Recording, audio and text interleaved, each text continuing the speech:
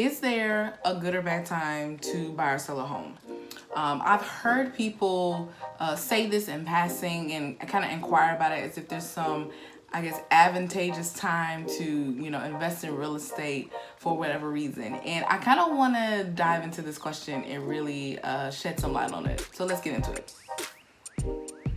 Hey, it's the Artsy Realtor here. My name is Clenice Johnson, and I'm an artist and a realtor with artformhomes and EXP Realty, serving the greater Birmingham area. So let's talk about this question. Is there a good or a bad time to buy or sell real estate? Like I said, I hear people say things like this. And I think it's because, I guess the real estate professional that they're talking to at the time, they assume that, we have some type of pulse on a situation in order to try to, to kind of be able to predict a more advantageous time to do something, kind of like with the stock market. Like in the stock market, there's brokers and advisors that tell these people, these portfolios to, we think this is going to happen, it's going to do this, it's going to split all these other things. You want to go ahead and buy, unload your stocks here, or whatever. I don't think the real estate market and the stock market, they're not the same system. They don't operate the same way. And so with that, there's no predicting the future with real estate. You really cannot. Past trends don't really give us any sign in the future. Now, we can use past trends to help navigate a current opportunity, but not anything in the future.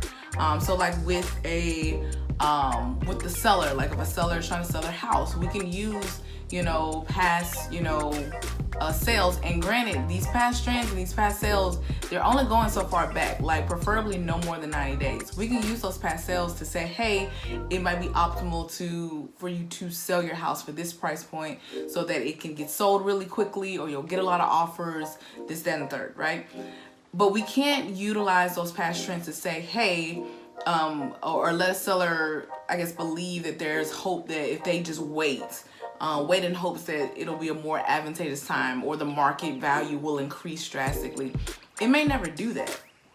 It may just stay the same. It may decrease. So it's just, there's no predicting the future. And as far as buyers, honestly, the conversation about, contemplating any future desirable situation really isn't even relevant. Because there could be more opportunity, could be more options for a buyer as far as what they need and what they're trying to get. It could be less. I don't see a reason to do this unless you absolutely have to. Like, there's just absolutely nothing available for what you can afford and what you truly want and what you really, really need. Or you're just not ready. You don't have your finances together. You're still not pre-approved yet. That's the only reason I can see, like, okay, you're gonna have to wait and see what's out there regardless. But if you're ready and you're good to go, there's nothing to wait for. Because honestly, while you're contemplating this hypothetical circumstance, you still spent several months, paying rent, lining somebody else's pockets when you could have been jump-starting your mortgage and, beginning to build equity. So again, there's no predicting the future. Even for buyers, in this seller's market, we can say, we're in the seller's market, should we wait for a better time? We've been in the seller's market, I know, since I've been an agent. I got my license like 2 years ago. And then agents were like, we're in the seller's market, we're in the seller's market. And I think they were saying we've been in it for a little while before then. So there's no telling when it'll change. So, with that, you have to think, are you gonna just continue renting? You're gonna not become a homeowner? No, you're gonna figure out how to navigate the seller's market. And I have a video on that, by the way. Feel free to check that out. But yeah, you're gonna figure out how to navigate the seller's market and get in and get your home. So since we know that, there's no predicting the future, when when professionals tell you that the best time to buy or sell is right now, we're not lying to you. We're not trying to get you to move haphazardly so that we can, do business with you. We're really telling you the truth. There's no predicting the future. So I would say, based on right now, May 2021, here's some benefits I can tell you for what's going on right now. As far as sellers go, again, this is May 2021. If you're watching this video and it's like 2 years from now, then this could be a completely different situation. But as of right now, for sellers, it's a seller's market.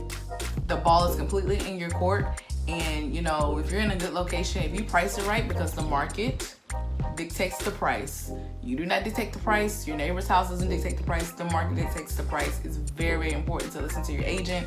Let them do that market research and kind of discuss what's going to be the best price for whatever behavior you want. If you want to get a lot of offers, if you want to drive up that price, usually that's going to be the best way to go. You price it right, you get a lot of offers, and they usually will drive the price up because they're in competition. So that's the advantage for you right now. For buyers, you have the advantage, even though it's a seller's market. I would say even if you still are in your lease and you got a few months before it's up, you have an advantage in this market because since we're in a seller's market and you're trying to buy a house and you're getting it from a seller who is also trying to buy a house, that seller is now a buyer as well in this seller's market. And a lot of times sellers may be a little insecure when they're selling the house about where they're going to go afterwards, because they're struggling just like you are as a buyer to try to get their offers accepted and get under contract and get into their home. And those timelines more than likely won't line up. And so there may be a little bit of insecurity about, okay, where am I going to go after this? With you being a buyer who has a lease that's maybe not up yet, and you think, typically, my buyers are thinking, oh, I need to wait until I get close to the end of my lease. Not necessarily. That may not be the most advantageous thing to do. What you can do is, while you still got a few months left on your lease, you can offer sellers, when you're trying to get under contract, you can offer sellers what's called a lease back.